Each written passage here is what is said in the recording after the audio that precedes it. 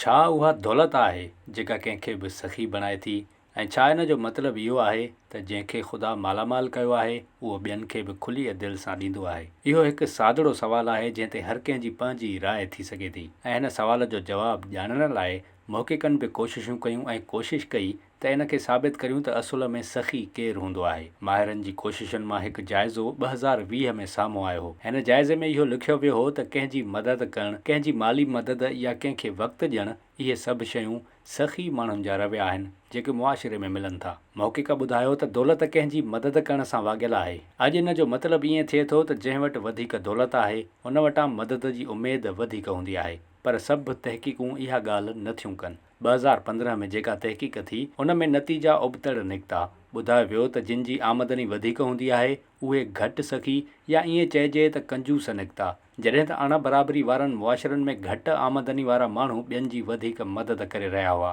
महक़िक़नि इन शइ खे मुआशिरे जी हक़ीक़त ॼाणायो। इन खां पोइ इहो हिकु चैलेंज बणिजी उभरियो त अमीर सखी नाहे हूंदो ऐं ग़रीब सखावत में गोए खणी चुको आहे। इहो साबित थी चुको हो त माली ॾुखियाईनि वारियुनि हालतुनि में ग़रीब माण्हू दिलि खोले सखावत जो मुज़ाहिरो कंदे ॾिठा विया, जॾहिं त अमीर पंहिंजो पैसो बचाइण जे चकर में हुआ। 2021 में वरी तहक़ीक़ थी। हिन भेरे 67 मुल्कनि जे 45,000 खां वधीक माण्हुनि खे जाचियो वियो। हिन तहक़ीक़ जे नतीजनि में बि सभिनी खे हैरानी थी, छो त सभ खां ग़रीब मुल्कनि जा माण्हू सभ खां वधीक इमदाद ॾेई रहिया हुआ। संदन इमदाद केतिरनि ई माण्हुनि जी ज़िंदगियुनि ते असरअंदाज़ थी रही हुई। इहो बि ज़ाहिर थियो त वॾी ॼमार वारा या पीरसन माण्हू वॾी दिलि वारा हुआ।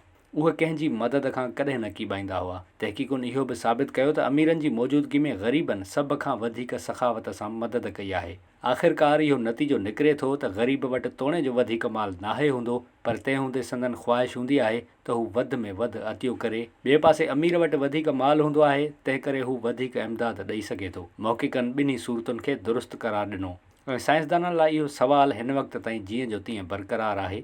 अव्हां छा सम्झो था त केरु वधीक सखी हूंदो आहे? असांखे कमेंट्स में ज़रूरु ॿुधाइजो।